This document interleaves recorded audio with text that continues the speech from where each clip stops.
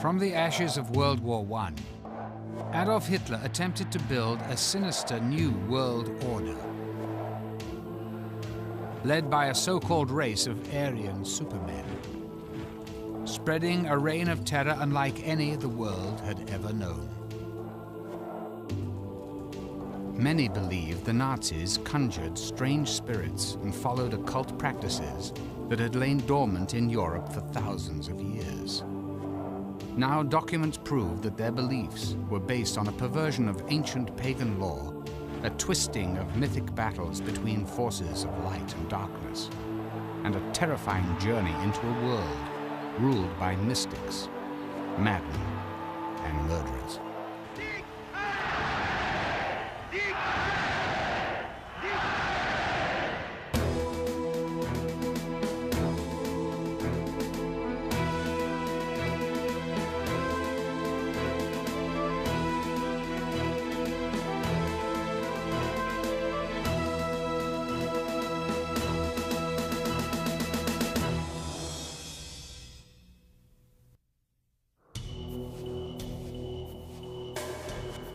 The Himalayas of Tibet. In the 1930s, the Nazis began searching the top of the world for evidence of ancient high priests who they believed were their blood ancestors.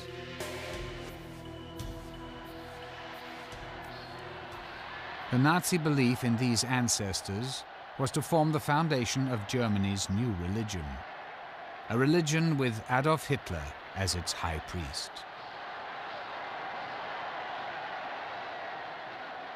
Inspiring Hitler's evil crusade was a belief that pure Aryan blood was being contaminated by so-called inferior races, and that once rid of foreign elements, a new race of Aryan supermen would rule the world. This was the Nazi interpretation of ancient myths and occult lore dating back thousands of years.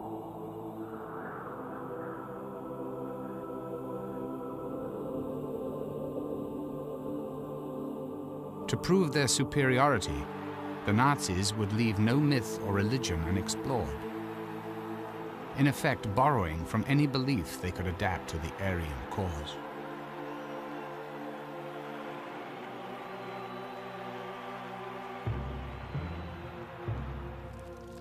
As a foundation for this new faith, Hitler needed to eliminate competing religions. To achieve absolute control, he not only used the power of myth, but co-opted Christian ritual. His inner circle, who had strong ties to the occult, would help him to accomplish this goal. Among them were Deputy Führer Rudolf Hess, whose correspondence reveals a devotion to astrology and forecasting by the stars. Nazi Commissioner for Philosophy and Education, Alfred Rosenberg, who wrote the book laying out the tenets of the Nazi religion. Joseph Goebbels, Hitler's Minister of Propaganda, whose diary records his use of astrological forecasts in planning the war against the Allies. And Heinrich Himmler, head of the SS and the Nazi death camps, whose personal papers reveal that he was the master occultist of the Third Reich and ultimately the architect of the new Nazi religion.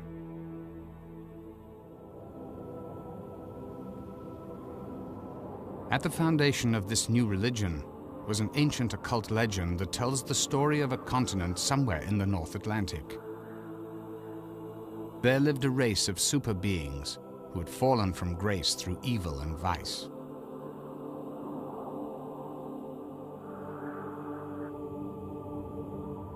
A great flood wiped these beings off the face of the earth.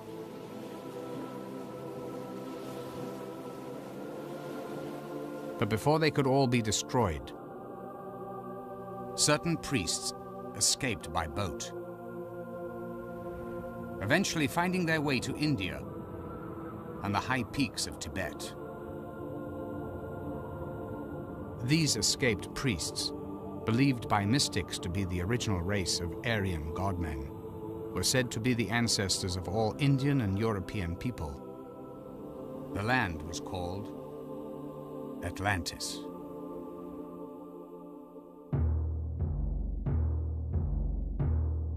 Certain German mystics claimed the Atlantis myth was actual history. Their proof that Aryans were the chosen people descended from the super beings of Atlantis, and that they had lost their powers by mating with mere mortals. In these theories lay the seeds of Nazi doctrine.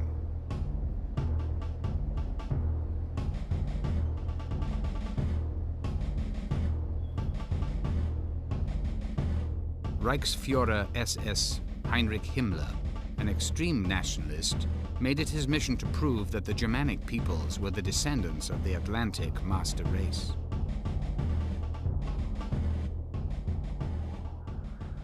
Nationalists, particularly those who believed in the superiority of the Aryan race, always had entertained the notion of a vanished island, a hidden world, some kind of utopia. Himmler may have thought it was in Tibet, and that this master race, the Atlantic master race, as Himmler liked to call it, might have been in the Tibetan mountains. Descendants would still be alive. Himmler believed the occult legend of Atlantis was true, that the mythical super beings of Atlantis eventually made their way from Tibet to northern Europe, and that their descendants became the Nordic or Aryan races.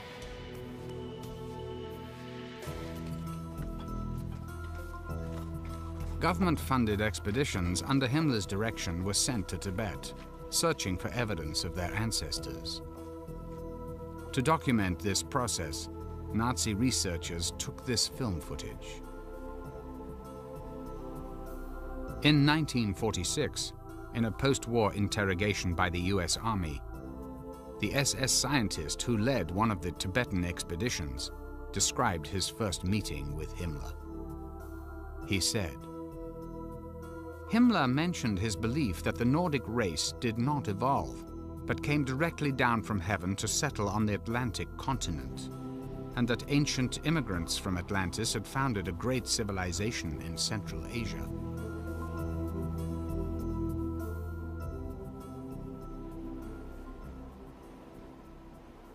Although he was a very rational, calculating power broker, he was also a romantic idealist, and he certainly believed in these myths. Otherwise he wouldn't have spent the money and the time and the energy he did sending expeditions to Tibet.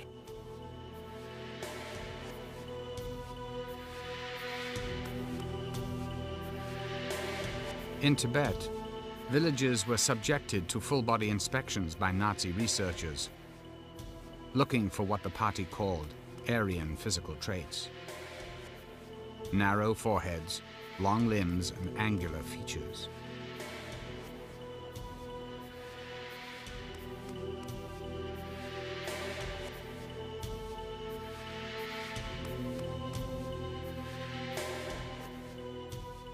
And this, of course, was stepped up by the time the war was on, in that by this time they were able to do experiments of a rather still innocent type on the living object. What I'm talking about is measuring people's skulls, for instance.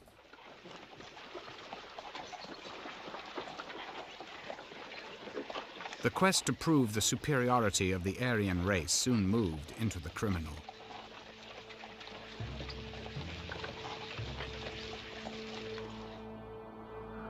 The Nazis would begin killing people and using their bodies for experiments.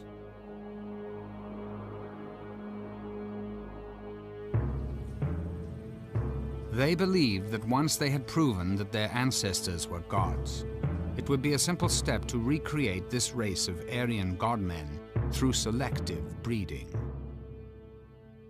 That you could somehow force human evolution in a sort of hothouse environment by selecting the parents of a child and then rebreeding their offspring. until the day when eventually you managed to breed the Superman, who was predicted by all their occult theories.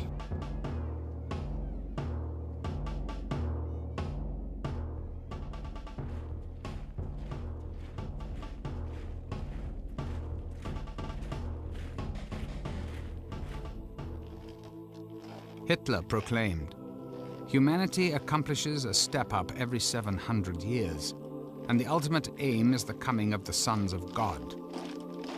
All creative forces will be concentrated in a new species.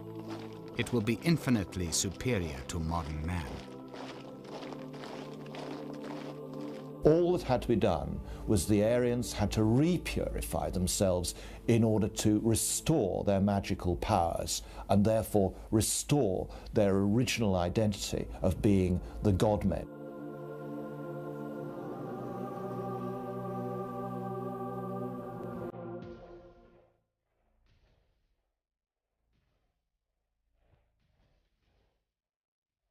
The breeding stock was Himmler's SS. He recruited only the strongest, best conditioned, and what he considered the best looking young men. Tall, blonde, and blue-eyed. These future warriors had to be well educated and only from families of pure Aryan heritage. The SS had been generally rather tall, well-made men, warriors. Now, Himmler did decree this for the SS in so much as they should all be 5'9" tall. Himmler was 5'9" tall. In addition to their size, they had to be of pure blood. Now, for the officers, they had to prove pure German ancestry without interbreeding back to 1750.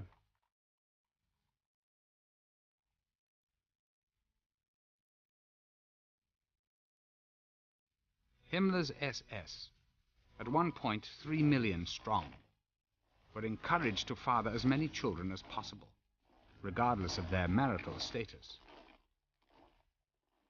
The SS, he told them, had a sacred duty to their nation and to their Führer to beget healthy Aryan babies. One of Himmler's ideas concerned polygamy. The only way in which he could breed the master race ever faster was by, in fact, instituting the practice whereby SS men would be able to take more than one wife.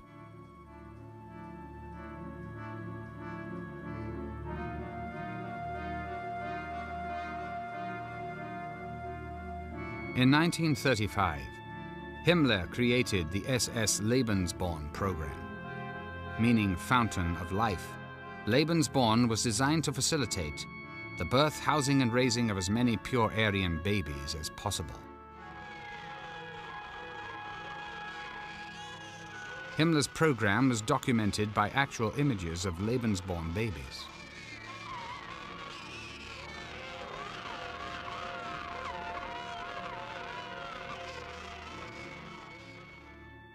The SS Lebensborn was providing conditions whereby young girls could in fact be served by SS studs. He suggested that young Aryan girls in Germany who hadn't been able to find a boyfriend or a husband need not forego the pleasures of motherhood.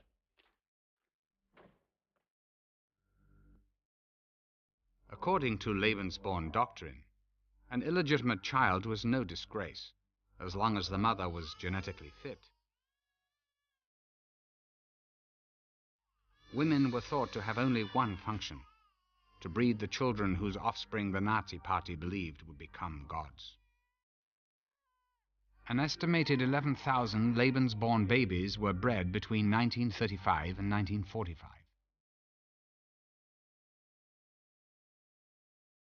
Most of these children never knew their parents.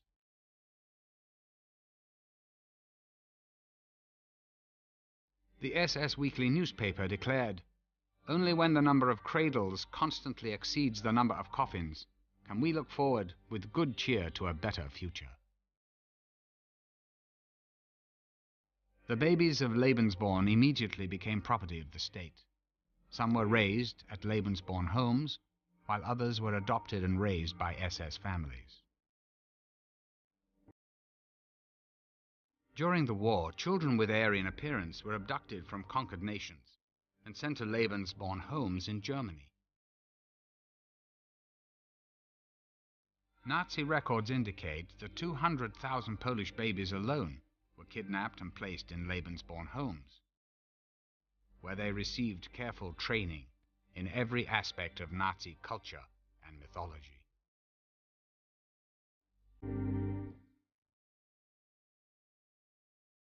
Long before Hitler came to power, these beliefs were flourishing against an already racist backdrop.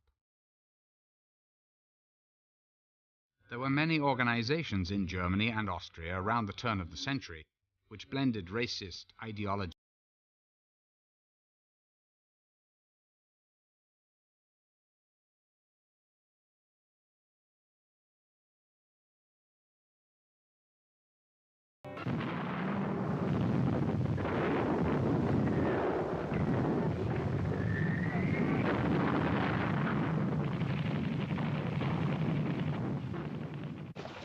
The once mighty empire of Germany had been disarmed and at the mercy of the victorious nations after the First World War. In formerly wealthy cities, disabled veterans haunted the streets like ghosts from another lifetime. Somebody who grew up in Berlin in the 20s remembers anything. He remembers the urban landscape with cripples from the First World War, who of course had no pension, no nothing, who begged on the street without legs and arms, who remembered the great misery of what you might call the urban landscape. Millions were unemployed. Inflation was rampant. Recession, starvation, and poverty were everywhere. I saw many demonstrations before Hitler came to power. Real demonstrations which arose from the suffering of the people, the mass unemployment and therefrom deriving poverty. And they were shouting slogans like, give us bread, give us work.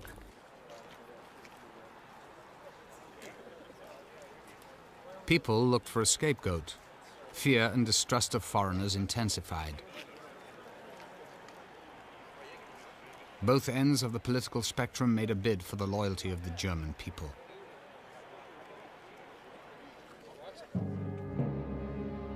After serving with distinction in the First World War, Hitler was stationed in Munich, where it was his job to infiltrate left-wing organizations for the army. One assignment changed the course of his life. He infiltrated an organization that was a backroom political club called the German Workers' Party. But far from being the communist organization that its name implied, the party turned out to be extremely right-wing. Hitler liked what he heard, joined, and eventually became leader of the organization. Attending an early rally where Hitler spoke was a disillusioned war veteran named Rudolf Hess. He came back taking 3 steps by one jumping up and said, I saw one this evening, he's going to bring back Germany to the recommendation it had before the war, and this is the only man who was able to do it. Hess was convinced the dynamic orator he heard was the long-awaited Messiah, prophesied in German occult circles. With racist philosopher Alfred Rosenberg, Hess was a supporter of one of the more prominent groups, the Thule Society, which actively sought a Germanic Messiah and was dedicated to the revival of the so-called Aryan master race. Members practiced astrology, sun worship, and other occult sciences, thinking that this would help them reach their goal.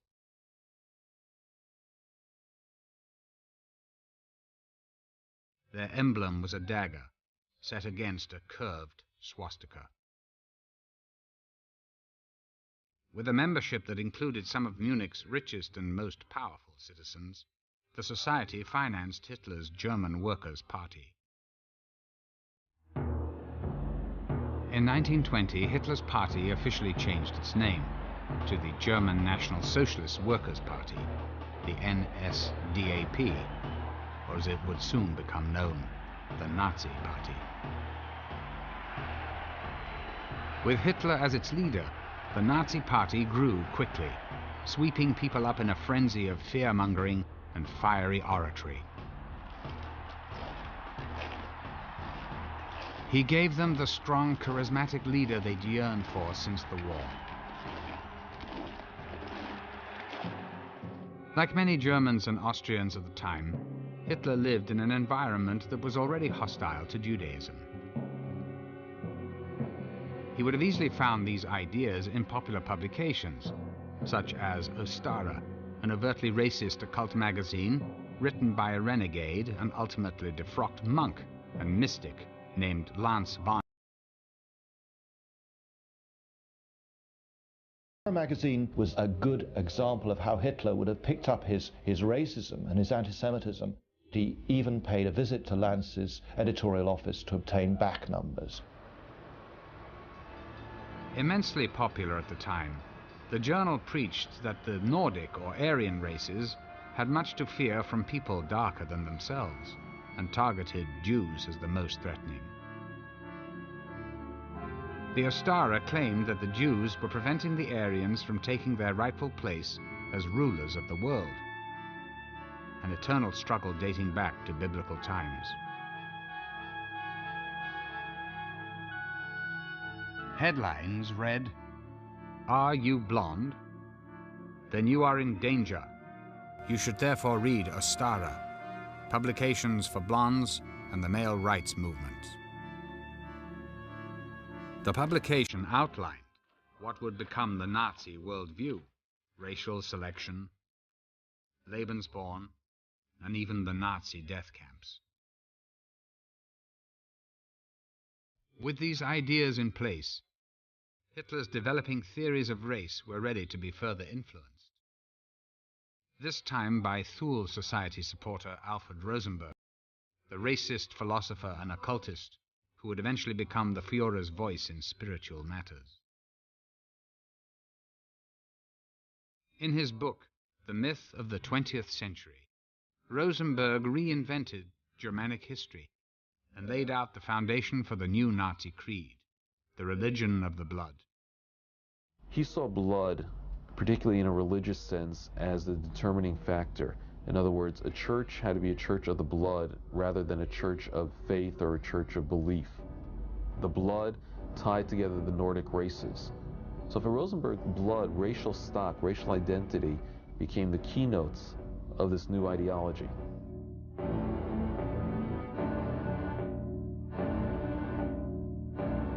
Rosenberg preached that the blood of a people carried the soul of the race. I think if you look back down the esoteric traditions of the West, you find that blood has always been considered as a very important vehicle of the spirit. It is a sacred substance that contains more than the physical life of each person, but also the spiritual life.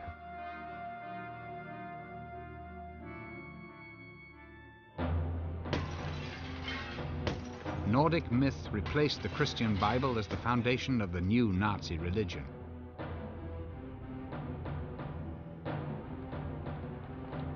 In a pageant orchestrated by Rosenberg and captured on film, the Nazis celebrated their newly conceived version of Aryan culture and history.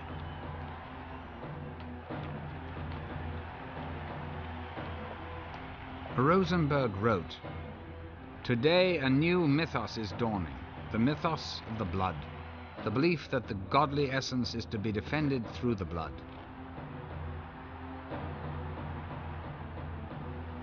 Hitler took Rosenberg's idea further when he wrote, "The old beliefs will be brought back to honor again. The whole secret knowledge of nature, of the divine, the demonic. We will wash off the Christian veneer and bring out a religion peculiar to our race."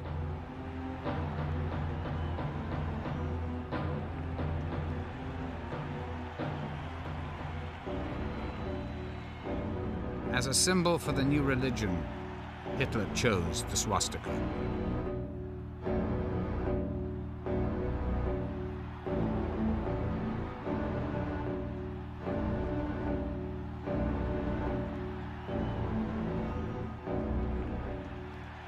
The swastika can be found all over the world in many different cultures throughout history.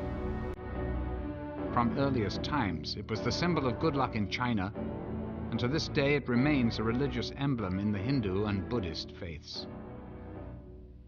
It had been carried by knights on shields as a magical protection, and it had also had connections. It was non-Christian in an overt sense. It represented the hammer of Thor, and of course Thor was a god of thunder and power and so on, a very macho, patriarchal kind of god. Among the Norsemen, the swastika was a reminder of the Arctic sun, worshipped throughout pagan law as a bearer of life and good fortune. For Hitler, the swastika held a different meaning. He wrote, "In the swastika, we see the mission of the struggle for the victory of the Aryan man."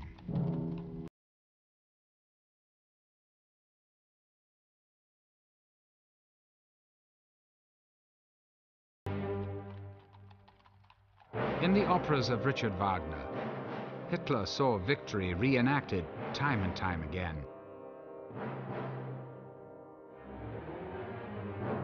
Questing knights, epic sagas of Teutonic traditions, and Norse mythology of warring forces of darkness and light were a common thread in German culture. Wagner gave these stories their most triumphant voice.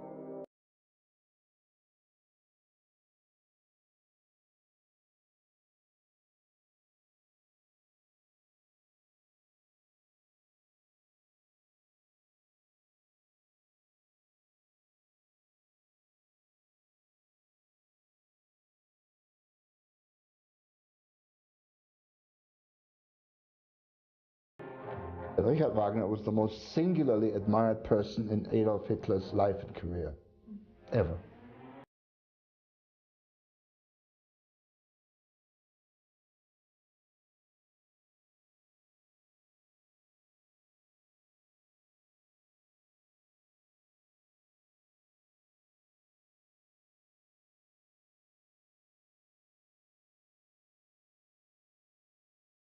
Is absolutely has the effect of a drug, completely eliminating the intellectual, the critical approach.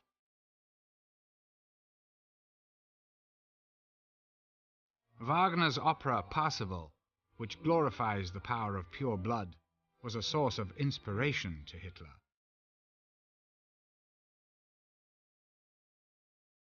It is an epic retelling of the quest for the Holy Grail. According to legend, the Grail was a mystical vessel bearing sacred blood, and it promised unlimited powers to anyone who drank from it. It was believed the Grail could only be found by the purest of knights. In Parsifal, Wagner brought his own ideology to the story. Parsifal is proclaiming on one side, and this is very important, he proclaims compassion, but only compassion for the Aryan, for the selected one.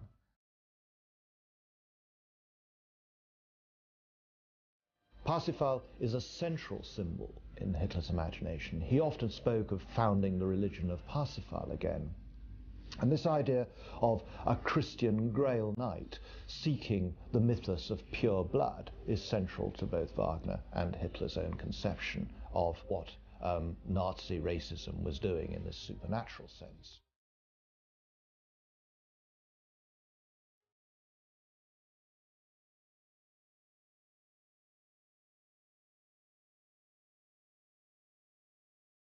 In 1938, Hitler commissioned this portrait of himself dressed as a knight.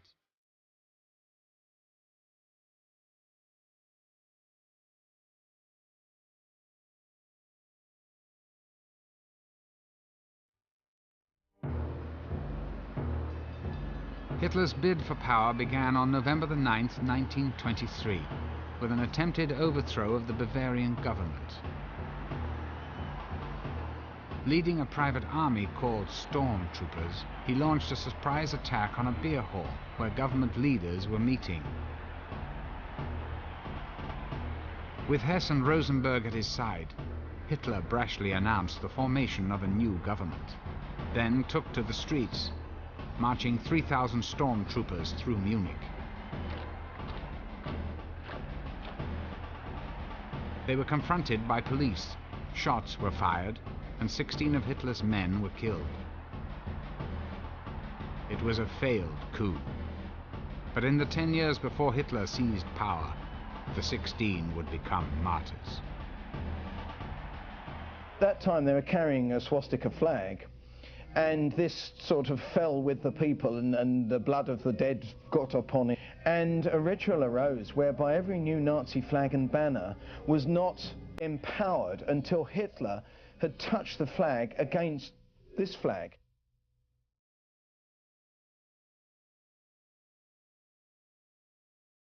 Nazi blood attained a sacred, symbolic power, ritualized and sanctified in the ceremony known as the rite of the blood flag.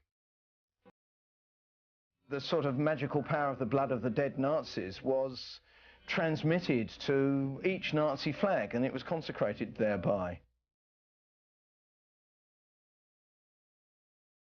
The blood flag was the crucifix of Hitler's religion. It would come to symbolize his new reign. In 1933, Hitler succeeded in becoming the Führer, the leader. Unser Führer, der Reichskanzler Adolf Hitler, hat das Wort.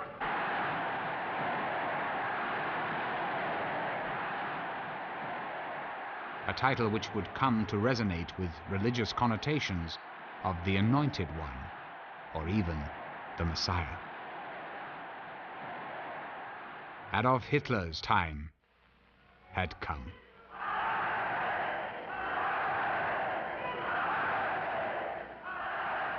Die Partei ist Hitler. The party is Hitler.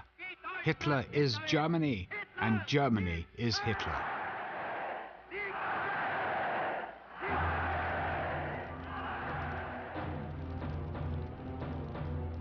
With Hitler's elevation to leader, the blood religion became the undisputed religion of the Nazi Party, complete with holy days and martyrs.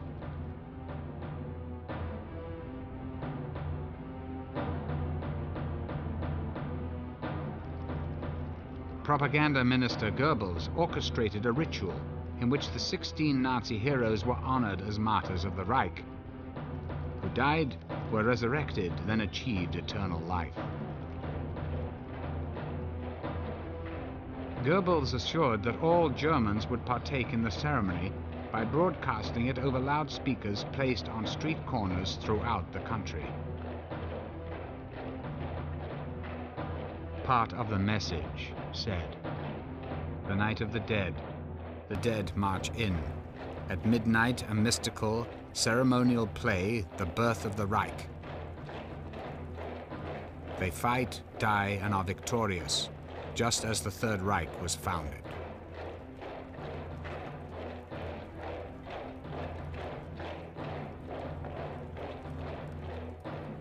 According to Hitler, their blood was the holy water of the Third Reich. I suppose most movements, they have their martyrs, and those who died in 1923, they were considered to be martyrs, and they were an example how you should stand firm and defend for what you believe in. So there was that religious undertone. The first martyrs of the Reich became known as the 16 Immortals.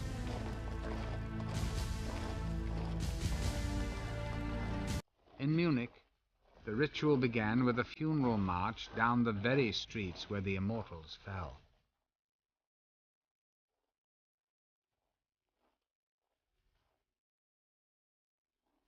At the front of the procession, they carried the blood flag.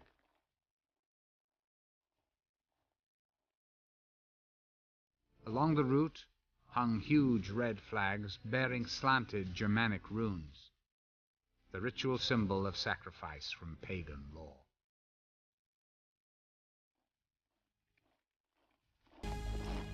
So in a way, we can see this as a transfer of the Easter procession in Jerusalem up to the Church of the Holy Sepulchre through the Stations of the Cross.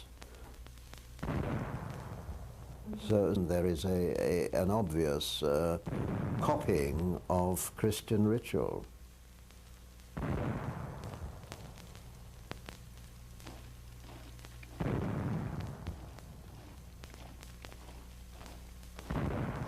The bodies of the 16 heroes were interned in a building known as the Feldenhalle, or Temple of Honor.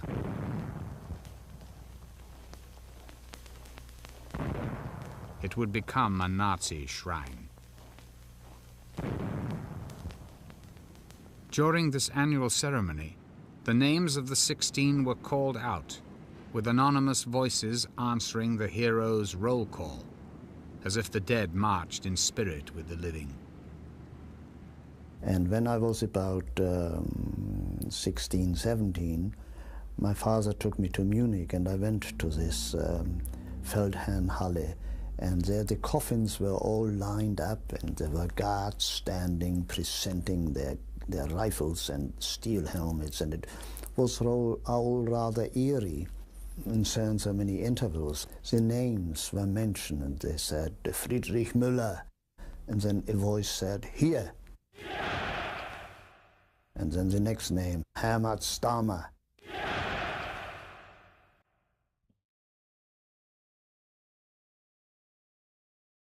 It was a religious ceremony.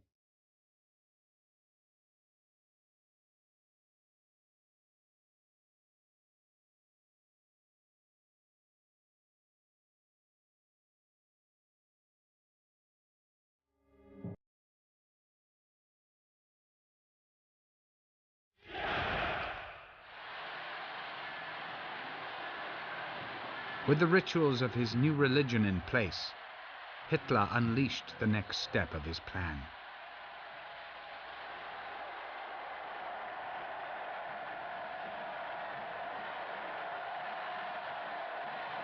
He wrote, "Force without spiritual foundation is doomed to failure."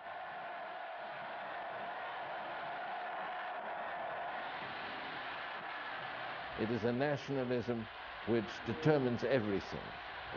Your whole lifestyle, yes? Your whole thoughts, everything.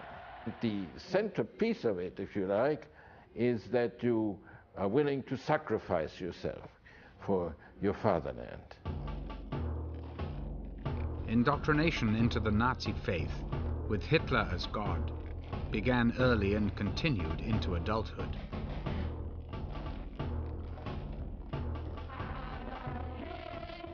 Adolf Hitler is our savior, our hero. He is the noblest being in the whole wide world. For Hitler we live. For Hitler we die. Hitler is our Lord.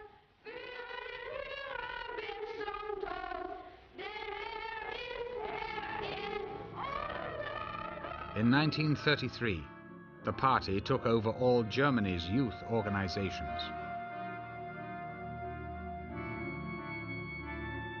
For girls, the compulsory organization was the League of German Maids, where they were taught self-sacrifice, to marry young, and that their bodies belonged to the nation.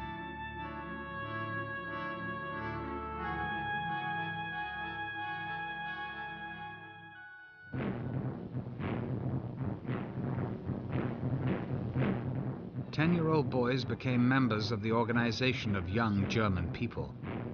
At 14, they joined the Hitler Youth, and at 18, the Nazi Party.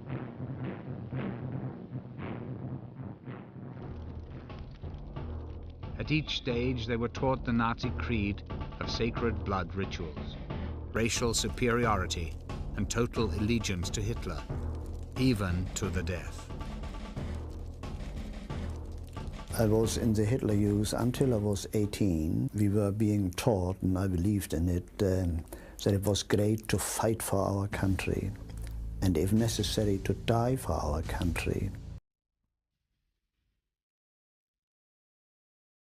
This film shows one way the Nazis instilled this ideal. A war hero visits a Hitler youth camp.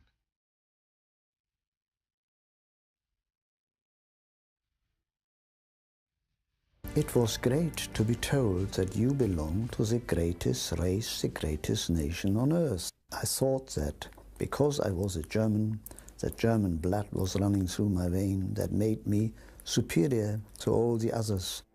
Hitler stated, "I want to see again in the eyes of youth the gleam of the beast of prey."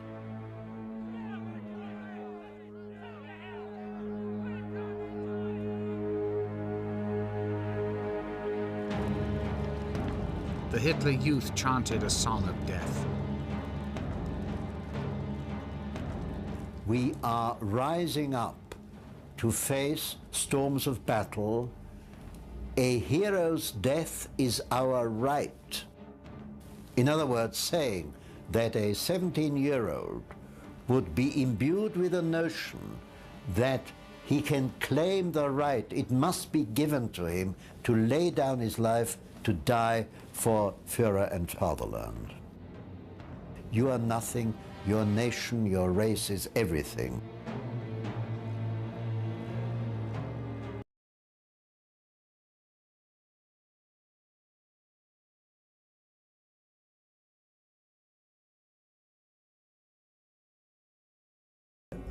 I swear, and we all had to repeat it, had to have our hands, our fingers in the air, to serve Führer, Volk and Fatherland, to serve Führer, Volk and Fatherland, like a big rumble around the place, to the last drop of our blood, to the last drop of our blood.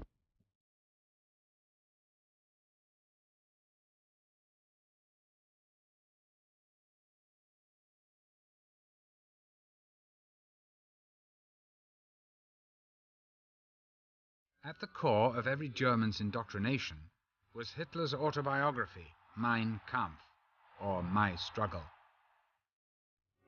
In it, he outlined the philosophy of the plans for a 1,000-year Nazi reign. Mein Kampf became the Nazi Bible. I thought it was the greatest book ever written. The Bible is nothing as compared with that. And I still can quote from it now. And I mean, I've read it more than 60 years ago. In conjunction with Mein Kampf, the principles of the blood religion began to form the basis of Nazi policy. Forced sterilization laws were enacted. Even Aryans were investigated for hereditary diseases. Ailments ranging from tuberculosis and epilepsy to alcoholism and depression were cause for automatic sterilization. Over 400,000 Germans suffered this fate. Hitler rationalized.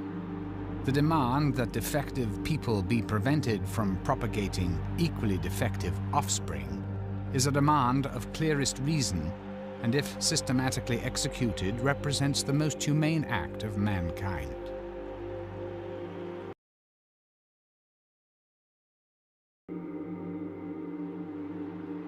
Children with health problems were registered at birth. If their problems persisted, Nazi doctors would secretly administer lethal injections, telling their parents they died of natural causes. A euthanasia program was instituted for the mentally and physically impaired.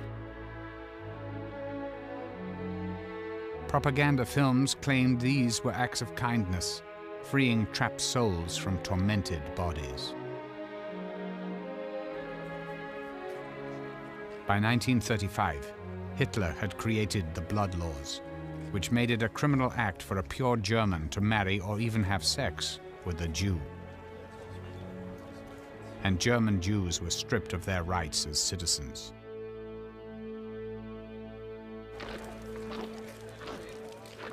But the worst was still to come. Purifying the Aryan bloodline was only half of Hitler's demonic plan. To finally clear the way for the last stage of human evolution and assure the coming of the Aryan millennium, the Nazis felt that one obstacle remained: the very existence of non-Aryans. So you began by sterilizing them. You then found that this was too slow, and you ended by murdering them in gas chambers, which was quick and efficient and cheap.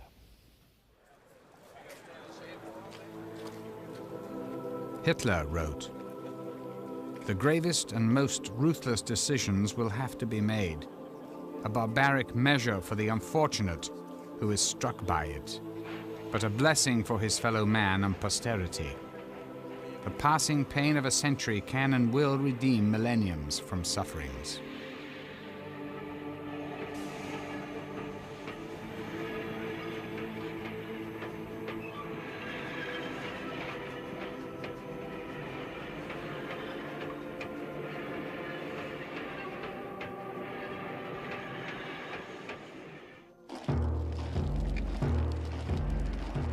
The idea that the few should be sacrificed for the good of the many extended even to Hitler's SA, the stormtroopers. Eventually, the SA, who were among Hitler's first supporters, became an obstacle, one that he had no qualms about removing. Without the SA, probably he would not have come to power, because people were afraid of the SA. They were rowdies and street fighters. They broke up demonstrations and they protected their own big meetings.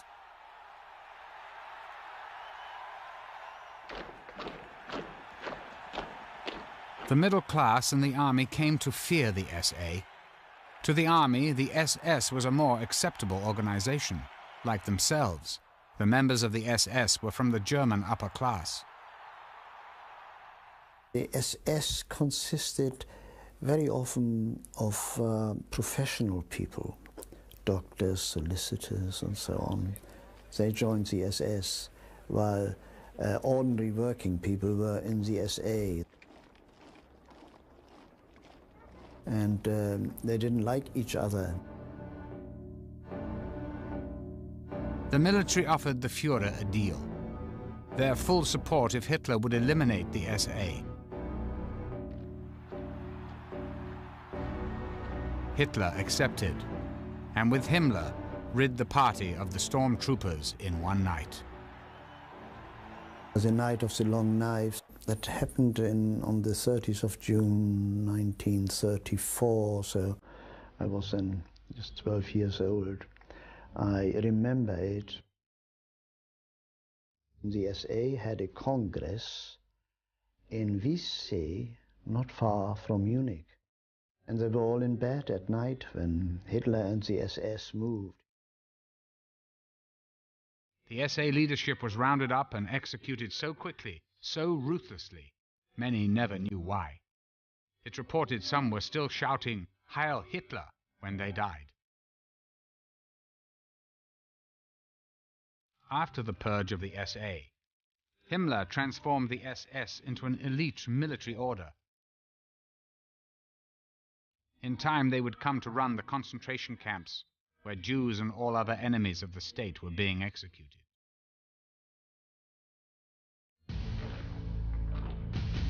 But Himmler's vision of the SS was not yet complete. He planned to turn the SS into Germany's new aristocracy, the new Superman prophesied by Hitler's religion of the blood. Himmler's conception of the SS was no less than the creation of a new bloodstock elite for the Nazi order in Europe. At every stage, the SS was constantly reminded that it was no less than a warrior elite whose values of hardness and military valor were absolutely central to its existence. And more than that they were in fact ensuring the survival of the race in this way.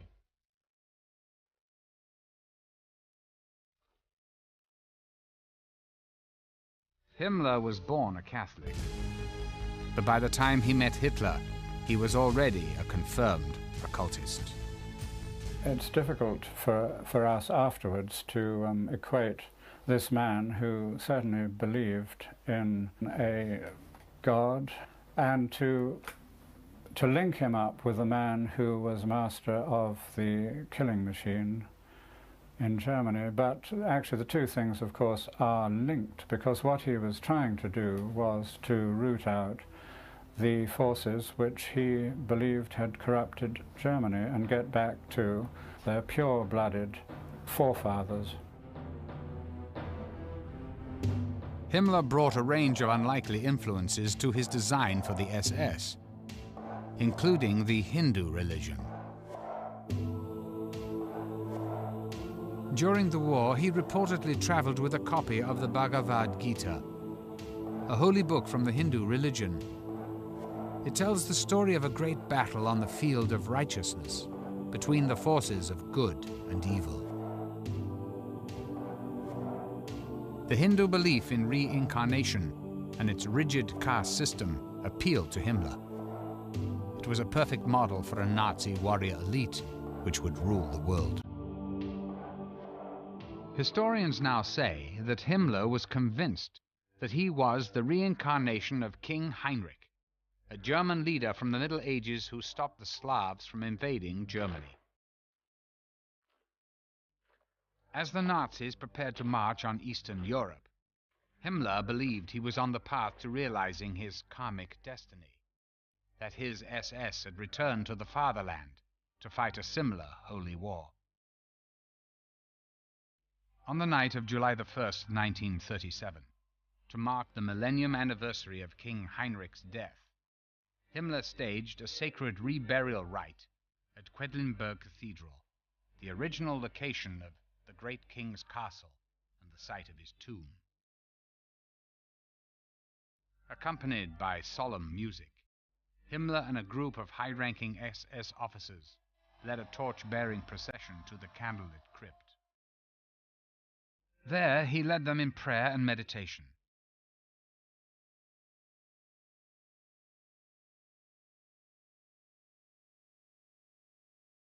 The king's remains were placed in a new grave, and Himmler laid a wreath of oak leaves, a symbol of ancient pagan origin. He eulogized the man he believed he had been in a past life. As the sarcophagus was sealed, he pledged to fulfill the king's mission of conquering the lands to Germany's east.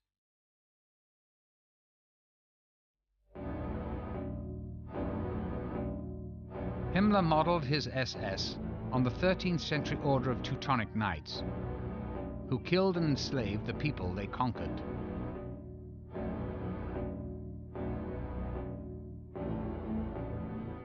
The parallels with Nazi Germany's own practices were unmistakable.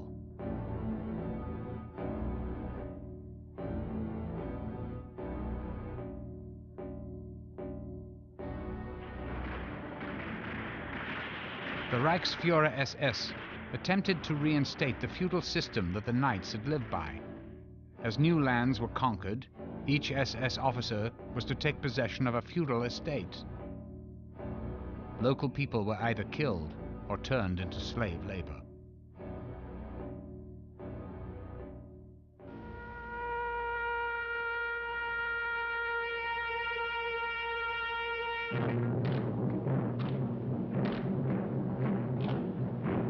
Like the Teutonic Knights, Himmler transformed a series of ancient castles into SS training schools that were both military and religious centers.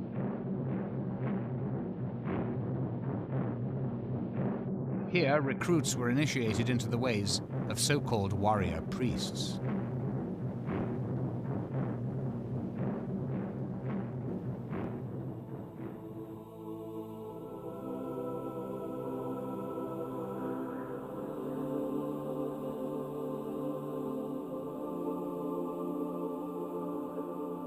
In 1934, Himmler chose Wewelsburg as his personal castle.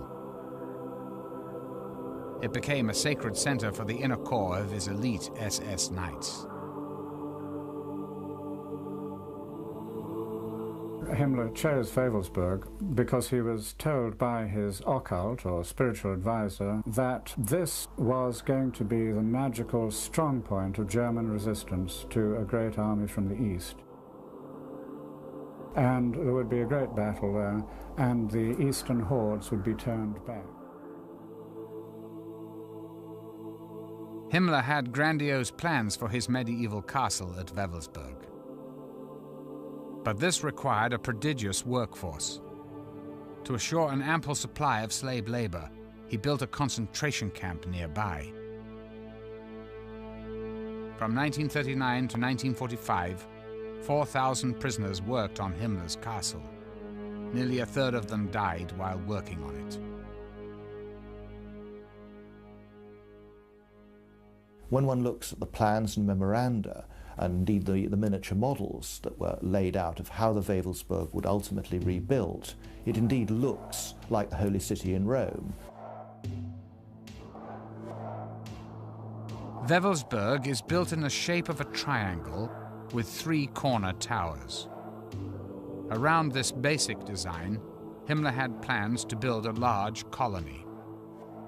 The village would have been demolished and cleared, and they would have created a huge site with interlocking spaces, barricades, other turrets, and circular curtain walls sweeping over a vast area, creating no less than a kind of SS Vatican.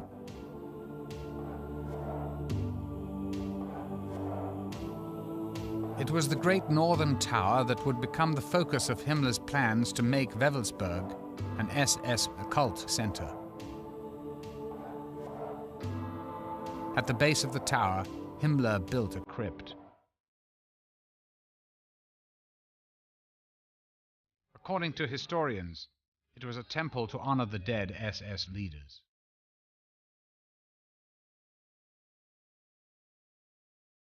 The vaulted ceiling created an eerie acoustic.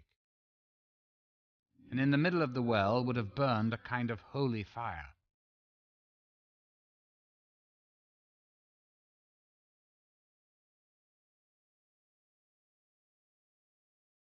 Along the edges of the crypt were 12 pedestals, upon which would have stood urns, waiting to contain the ashes of deceased generals. What would happen is the SS always had to have the 13 leadership. And consequently, when an SS general died, he was ritually cremated, his ashes were placed, and then his place was taken by a new general. In one legend, King Arthur gathered the 12 most chivalrous knights in a great hall. In Himmler's version, he created the Hall of SS Supreme Leaders in a room above the crypt. Here he would meet with his 12 highest-ranking SS officers.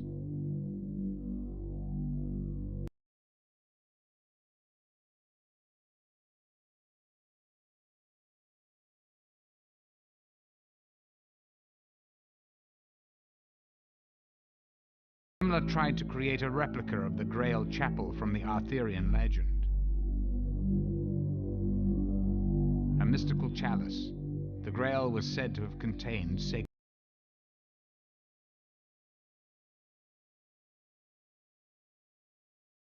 Saw the Grail as an object of immense esoteric or occult power, and he believed that if he possessed this physical object, that the war would be won with great ease. To Himmler, the sacred blood of the Grail legend was pure Aryan blood. He believed it possessed a magical quality. His closest advisor on Grail lore was archaeologist Otto Rahn. Also obsessed with the Grail legend, Rahn believed it was hidden in the caves of southern France. Himmler was drawn to Rahn's knowledge of the occult and his lifelong pursuit of the Grail, Once in Himmler's inner circle at Wewelsburg, Rahn would continue his quest for the Holy Grail, only now as a knight of the Nazi Party. Himmler personally funded Rahn's expeditions, several of which concentrated on the area around Montségur in southern France. There stood the site of the great fortress of the Cathars, the heretical sect accused of devil worship and wiped out by the church in the 13th century. And there was a very strong tradition, as indeed there still is, that the Cathars had possessed the secret of the Grail, and that just before the castle of Montségur fell, the 3 knights of the Cathar order escaped over the walls and took something with them, something of great value. Tradition later said that this was the Grail, or that it was the secret of the Grail, and that they hid it in the whole warren of caves. Rahn's expeditions also took place in Germany. A letter on file from Rahn to SS headquarters suggests that he believed he was close to realizing his lifelong dream. To bring my work to a successful conclusion, I must personally inspect the sites. First, I have to go to the Wildenberg ruins, the German castle of the Holy Grail. There are currently digs underway. Heil Hitler.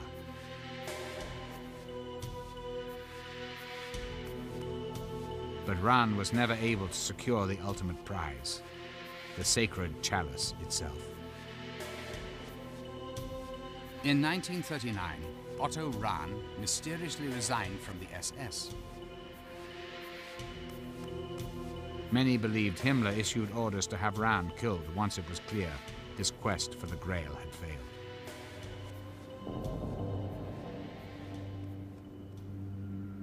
Two months later, he was found dead in the Austrian Alps. The cause of his death remains unexplained.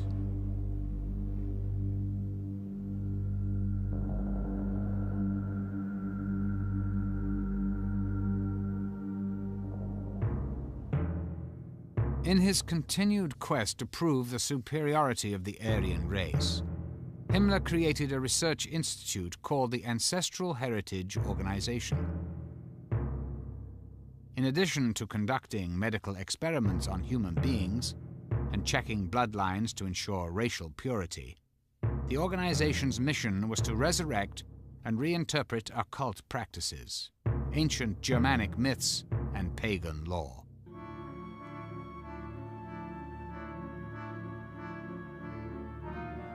This Nazi film shows one such ritual, young girls dancing around the Nordic pagan symbol of war and divine order.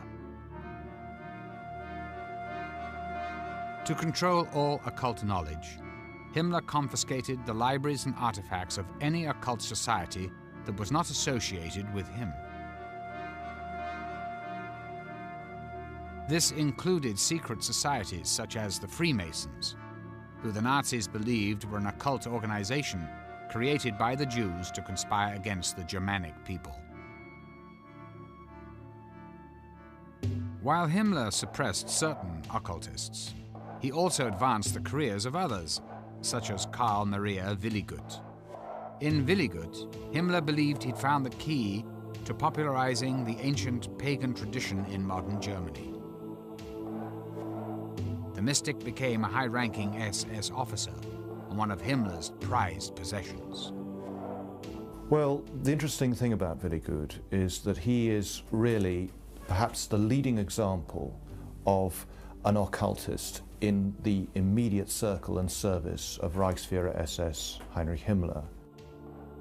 Willigut believed he was a direct descendant of the Norse god Thor. Copies of his papers, found in Himmler's personal file, reveal that Willigut believed he possessed extrasensory powers.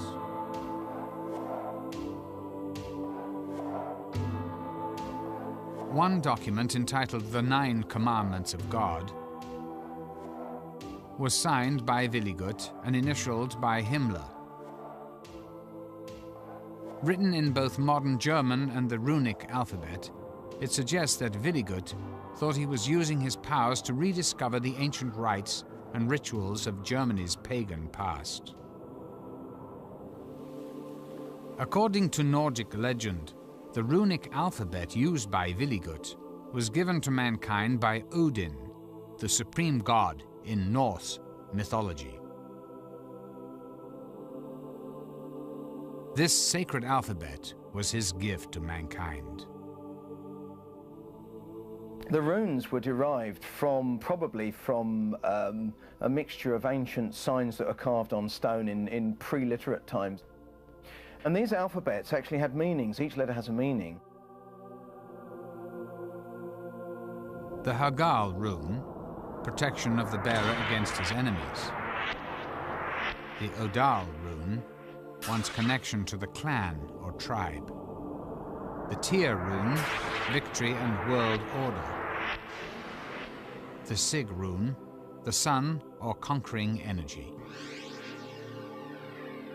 These symbols appeared throughout the Nordic world, on such objects as Viking ships, battle spears and shields.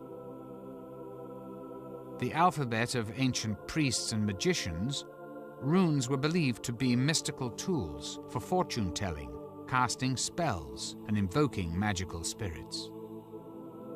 You cast the runes, somewhat analogous to a tarot layout. You throw them and then you read the particular combinations of runes that arise. It has got the reputation of being an extraordinarily powerful magical system. As Germany's warrior elite, members of the SS were taught the meaning of the runes. A photograph that survived the war shows an SS officer at a blackboard teaching the runes to a class of SS recruits.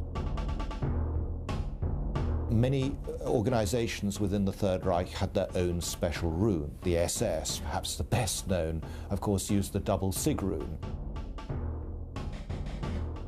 These mysterious figures were worn on the shoulders and helmets of all SS uniforms. The Hitler Youth used a single Sig rune.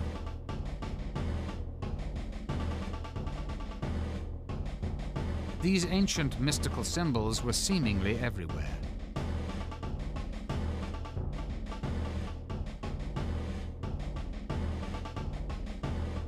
Serving as a constant reminder to Germans of their pagan past. After the SS recruit had passed his training and taken the oath, if he was an officer, he was then given the SS dagger, which was a sort of hunting knife with a black handle, the SS runes on it, the swastika and a wreath, and the German eagle. And this was a very prized possession. Engraved into the dagger were the words, "My honor is called trust." SS men received the dagger in a solemn ceremony. Every member of the SS wore the SS signet ring. But for his inner circle, the elite of the elite, Himmler personally handed out the death's head ring. A former high-ranking SS officer, Wilhelm Hörtel, still remembers the ceremonious occasion. The ring was engraved with your name, mine, for example, to my dear Hörtel, Heinrich Himmler. That was inside the ring, around a death head. That was supposed to symbolize the close connection to the SS and to Himmler.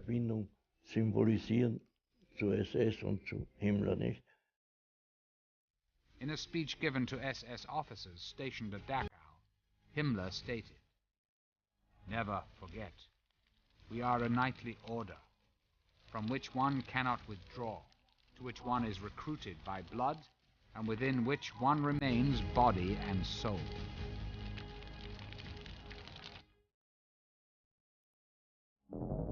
Borrowing from Germany's pagan past and his own Catholic upbringing, Himmler invaded SS family rituals from the moment of birth. One picture we have which shows a full tableau of such a sort of Nazi or Hitler shrine for the purpose of baptism of infants. An SS altar in place of a crucifix, a picture of Hitler, and the babe would have been presented, if you like, into the community of Germanic warriors through this kind of tableau. The marriage ceremony also became an SS ritual. Mimicking ancient Germanic tribes, SS officers took on the role of the clan leader, who presided over marriages. Himmler himself officiated at one such ceremony. This rare footage shows one of his SS officers marrying Gretel, the sister of Hitler's mistress, Eva Braun. Rings were exchanged, as well as bread and salt, the ancient pagan symbols for the fertility and purity of the soil.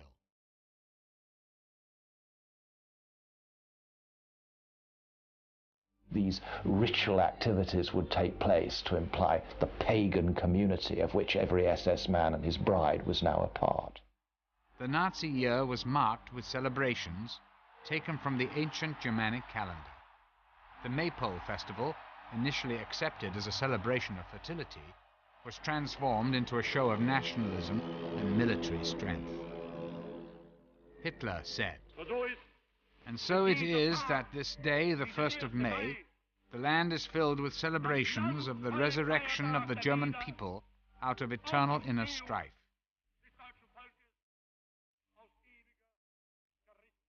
People need festivals to mark the year. And they tried to substitute the pagan festivals for the Christian festivals. They began to annex the festivals which the pagans had celebrated. Summer solstice, winter solstice, all these festivals, yes? And shaped them in their own image. Nazis even began to restore ancient pagan temples like Externstein, which was dedicated to a solar deity. At Externstein, during the summer solstice, a shaft of light shines through a window and lines up with a point on the altar.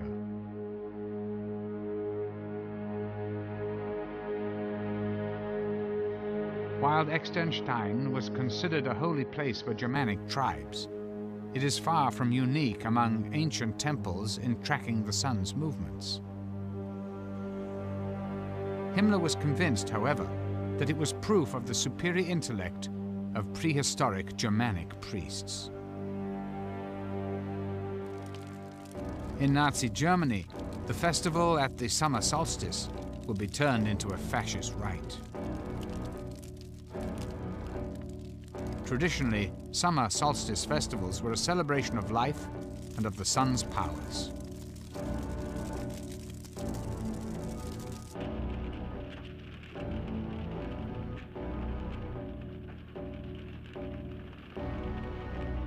Dramatically staged and carefully choreographed, speeches were given preaching self-sacrifice and heroism. In this particular ritual, propaganda minister Goebbels gave the speech.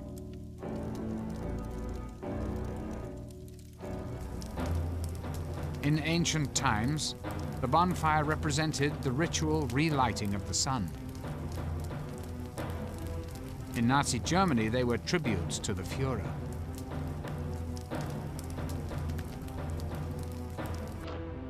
In the largest of these rituals, torch-bearing troops created symbolic patterns in the night.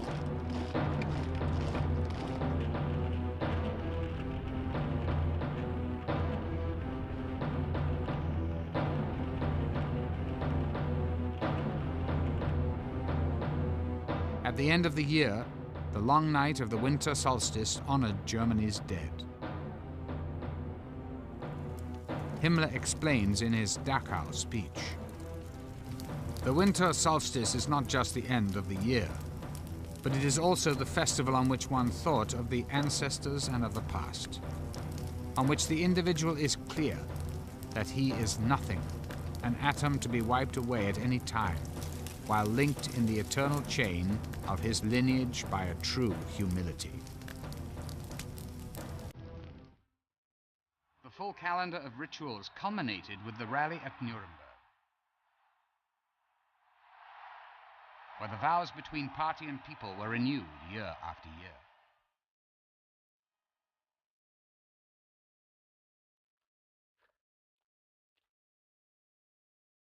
Tens of thousands of uniformed Nazis joined forces.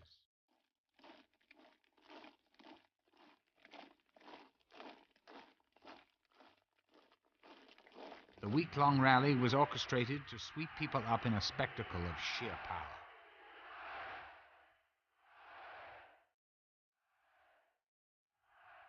Now, every religion has its ritual. The Nazis had their ritual, their mass rituals, yes?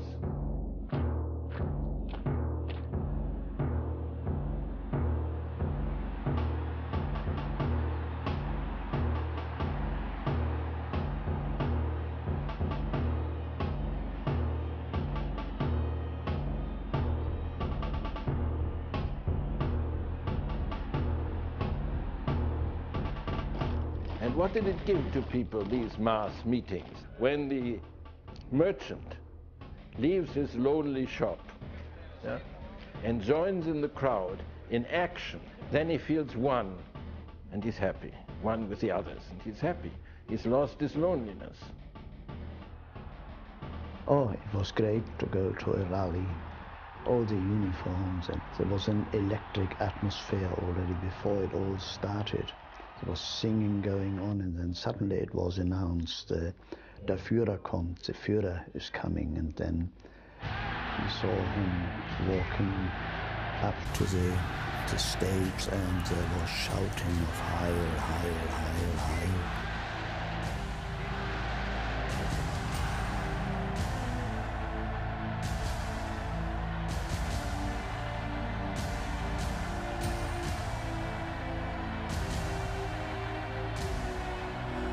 As the Nazi frenzy swept Germany, Hitler made clear what he expected from the nation. The party is the selecting ground for German political leaders. Its doctrine will be unchangeable. Its organizations will be as hard as steel. Its total image, however, will be like a holy order.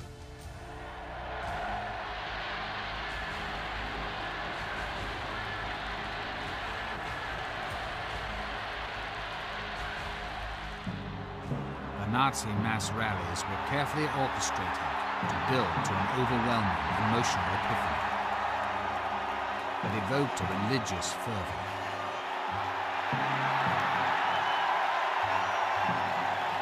At the center of this ritual was Hitler.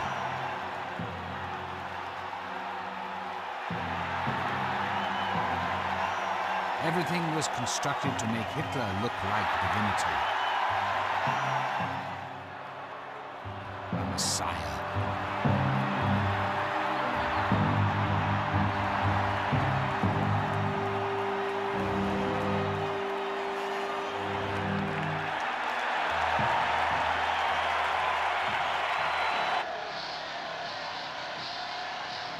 Having won the unquestioning support of the German people, Hitler was now ready to dominate the world.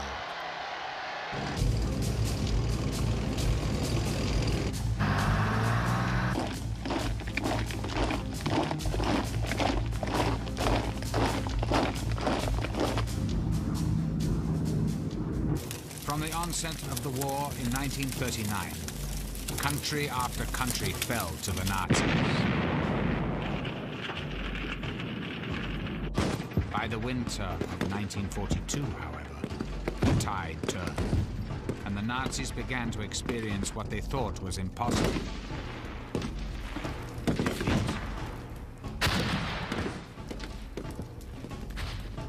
As the Nazi war effort grew more and more desperate, they expanded their use of the occult sciences, from research and ritual to a basis for making military decisions. Certain members of the German Naval Command became convinced that the Allies were already employing mystical forces to wage war against Germany.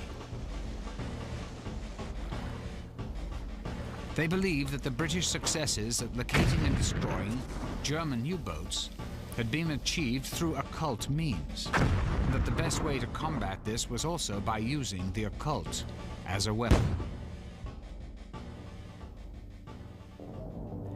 This led Himmler to establish a top-secret institute dedicated to the ancient occult practice of pendulum dowsing.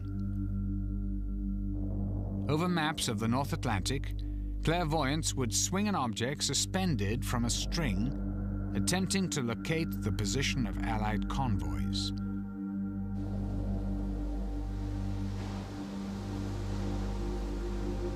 German U-boat missions were dispatched based on the results.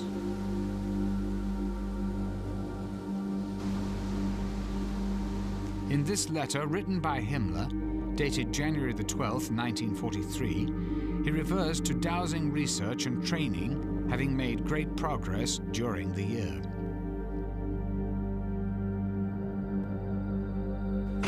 Still, the most common occult arts employed by the Nazis were astrology and prophecy, although they were approached in two distinctly different ways. Rudolf Hess and Heinrich Himmler genuinely believed in the occult and used it for making political decisions. But Joseph Goebbels, head of the propaganda ministry, wanted to use the occult purely for propaganda purposes, to manipulate people and undermine Allied morale.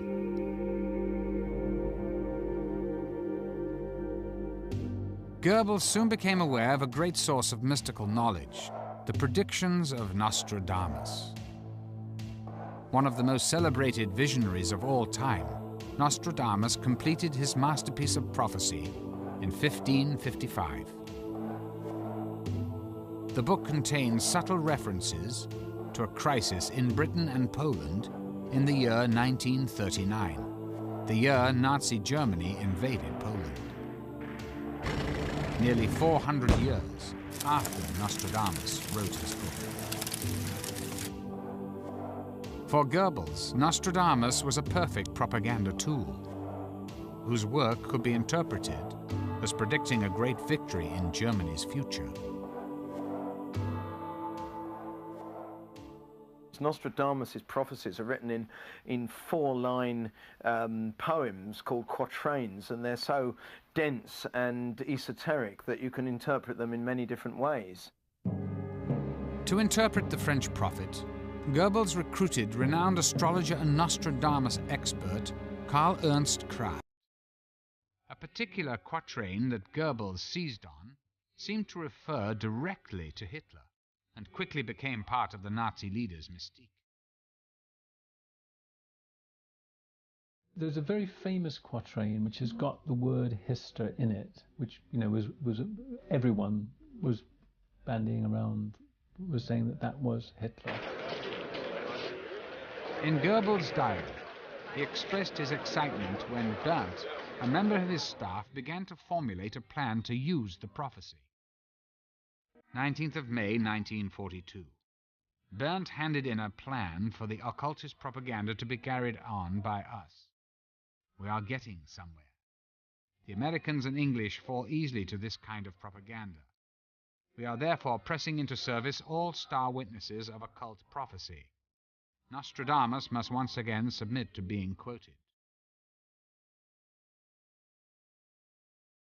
The creation of fake prophecies and fraudulent mysticism to influence the enemy became known as black propaganda.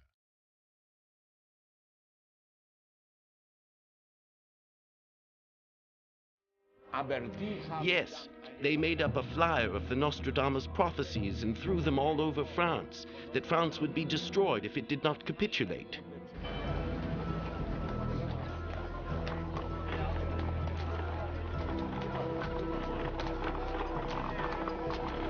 British intelligence discovered the deception and, recognizing its propaganda potential, began to wage their own Nostradamus campaign. The The British actually picked up on this. They produced a volume of 50 fake Nostradamus prophecies which forecast British victory on the war. Just as the Nazis had flooded France with fake Nostradamus prophecies, the Allies smuggled their own black propaganda into Germany. The black propaganda campaign in England soon took a new turn with the arrival of Hungarian Jewish emigre and astrologer Louis de Vol.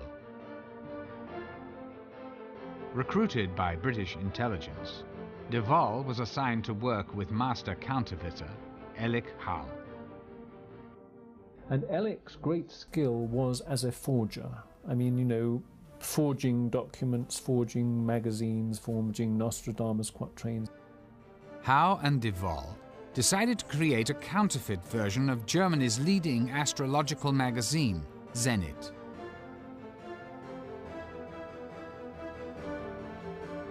They produced 2 issues in 1943. In these, they would try and make forecasts which would undermine German morale. They would, for example, say, watch out for June the 30th, the anniversary of the Night of the Long Knives. Now, the purpose behind this forecast was to somehow plant in the minds of the Germans the fact that the SS might now be disloyal to Hitler. But Howe's masterstroke came with a so-called special edition of Der Zenit, dated April 1943.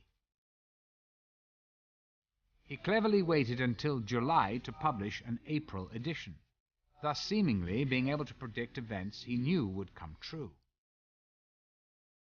And what Howe and his colleagues did was to look at the sinking of German submarines, record the dates, and then in producing the April edition, produce these dates as if they were forecasts.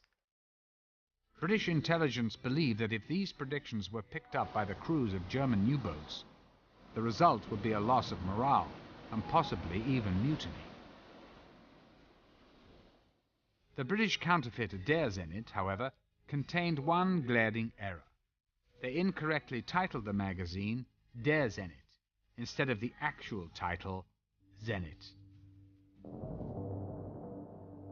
Astrology and espionage would soon collide again, in what is still considered by many to be the most bizarre incident of the Second World War.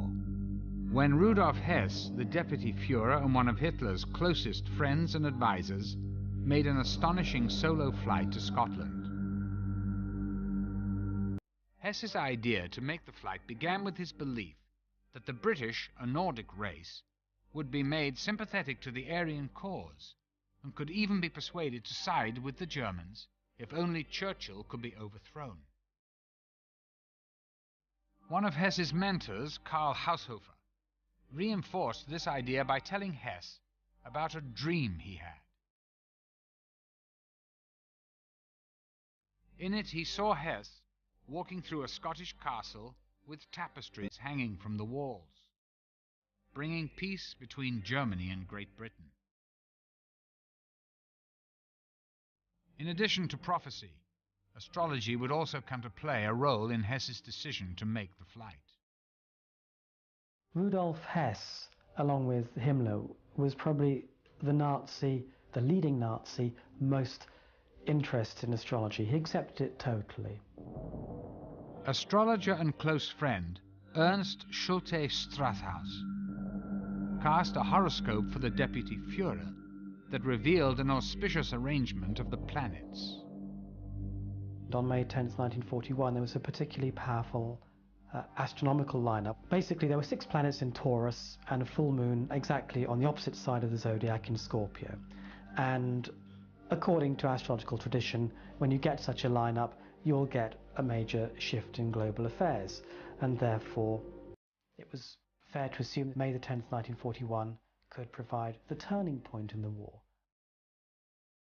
There has always been some doubt whether Hess flew to Scotland based upon astrological advice. However, recently discovered documents written by Hess from prison in England include a letter to his mother. In it, he asked her to have 2 documents notarized. a record of Karl Haushofer's dream, and the horoscope cast by Schulte Strathaus.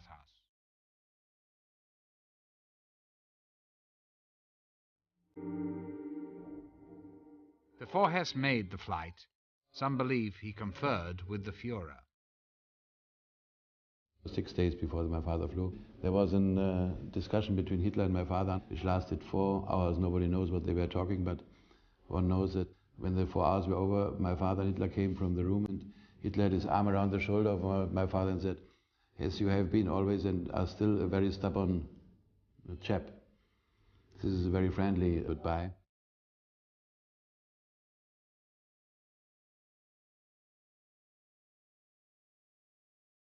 Whatever words passed between Hitler and Hess, at 5:45 p.m. on May the 10th, 1941, Hess climbed into a Messerschmitt fighter and set off for Scotland.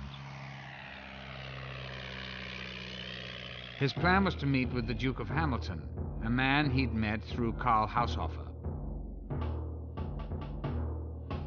Hess hoped to use the Duke to bypass Churchill and attempt to make peace directly with the King of England. Having written the Duke several letters in advance of his mission, Hess was expecting a warm welcome. But the letters that he sent my father were, of course, all intercepted by the Secret Service. Instead of a greeting party, when Hess entered British airspace, he was shot down by the RAF and forced to bail out. He hurt himself getting out of the aircraft, certainly hurt himself on landing. And he wanted to be captured, and he thought that he could be taken straight to see my father just by saying that he wished to see him. Hess was discovered by a Scottish family, shown here on their farm where the plane crashed. Hess claimed to have a very important message for the Duke of Hamilton. But at first they refused to believe that the man who had parachuted into their field was the Deputy Führer of the Third Reich. My father was told that a German pilot had landed and was asking to see the Duke of Hamilton. My father went and saw the prisoner, who introduced himself as Hess. It was quite amusing because my father went to see Churchill and was taken in to see the great man who was about to relax and watch a Marx Brothers film that evening. Churchill was quite incredulous about this. I think his words were, "Do you mean to tell me that the Deputy Führer is in our hands?" And when my father said, "I think it could be the case," he said, "Well, Hess or no Hess, I'm still going to watch the Marx Brothers film." Churchill's strange reaction to Hess's flight remains unexplained. A great deal of information about the events of May 1941 remain classified in British war files. The Führer's reaction remains equally puzzling. Well, Hitler's reaction to Hess's flight was one of his major acting performances. He made a tremendous performance of surprise, shock, horror, and everything else. When it appeared that Hess's mission had failed, of course, then all the propaganda came out that Hess was a lone madman. He did it on his own, and he was a bit, you know, a few cups short of a tea set. Hitler blamed the entire Hess affair on the advice of Hess's astrologers.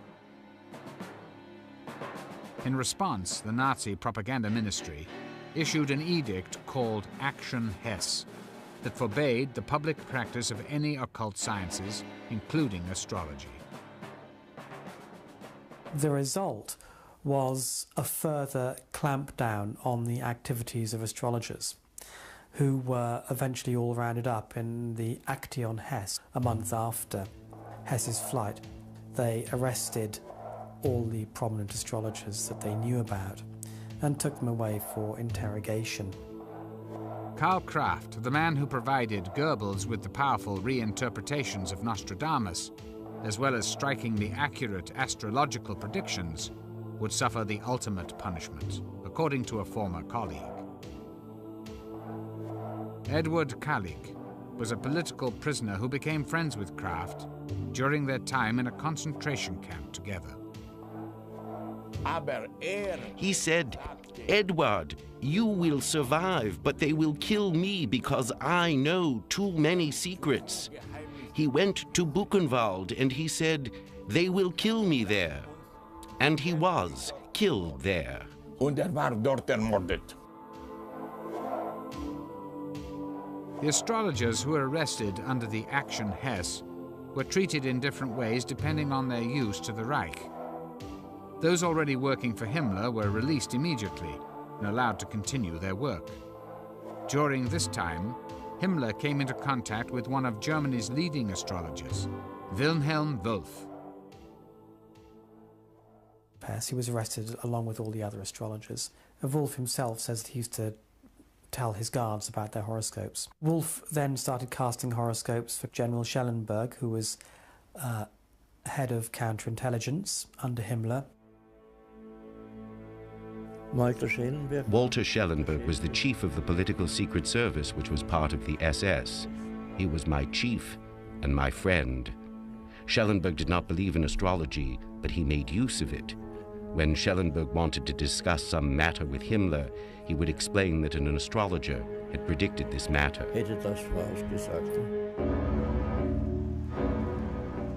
In 1943, Wolff predicted that Hitler would survive a great danger on the 20th of July 1944, that he would fall ill in November of 1944, and die a mysterious death before the 7th of May 1945. On the basis of these predictions, Wolff became Himmler's personal astrologer and one of his most trusted aides. All of these predictions came to pass. In a post-war interrogation by the Allies, Schellenberg admitted using Wolff to advance his own position. He believed that Wolff's influence would carry great weight with Himmler.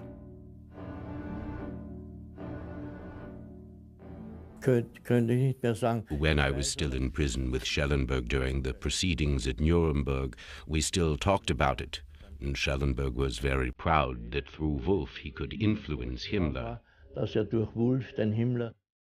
According to Schellenberg's interrogation, during the final weeks of the war, Himmler became obsessed with the astrology of a coup, when the stars suggested he might successfully overthrow the Führer. It was late April 1945 when Soviet troops already encircling Berlin, already entering the outskirts of Berlin, so the war was pretty well lost. Himmler remembered a conversation he had earlier with Wolff, in which Wolff told him that it looked as if there would be disaster for Germany until 1945. Reading Hitler's chart, Wolff saw planetary arrangements that indicated a downfall.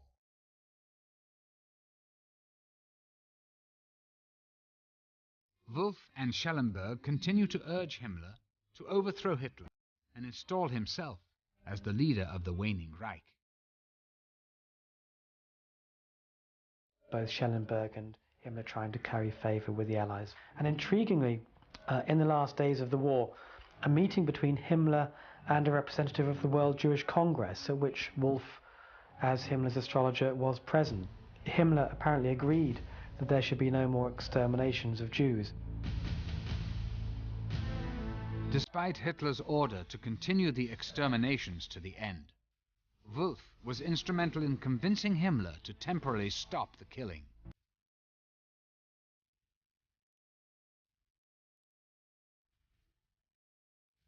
Having taken this action, it appeared that Himmler was ready to launch his coup. But ultimately, his fear and loyalty to the Führer prevented him from seizing power.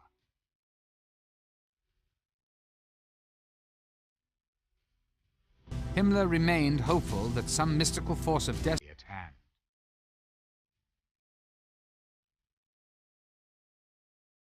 Himmler was also very interested in historical parallels between the situation in the mid-40s and previous historical periods. Himmler looked back to the previous Great German War with Russia, the 7 Years' War, the fought between Frederick the Great of Prussia and the Russians. Fortunes are said to have turned then when the Russian Tsarina Elizabeth died. In April 1945, President Roosevelt died, and Himmler took this as a sign that history was about to repeat itself and Germany was going to be saved.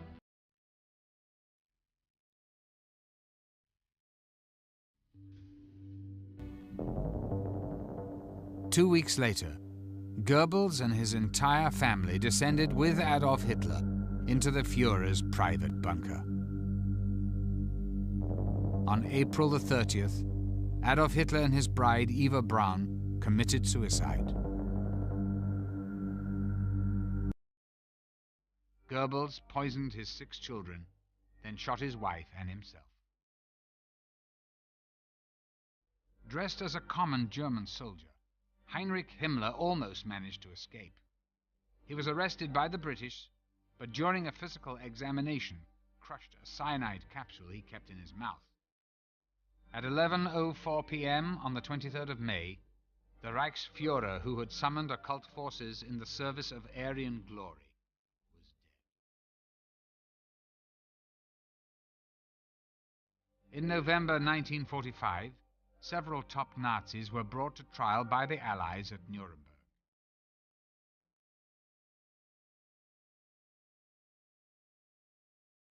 Rudolf Hess was sentenced to life in prison. He died there at the age of 93. Occultist Alfred Rosenberg was found guilty of crimes against humanity and hanged in October 1946. The Third Reich, which was to have lasted over 1,000 years, ended after only 12.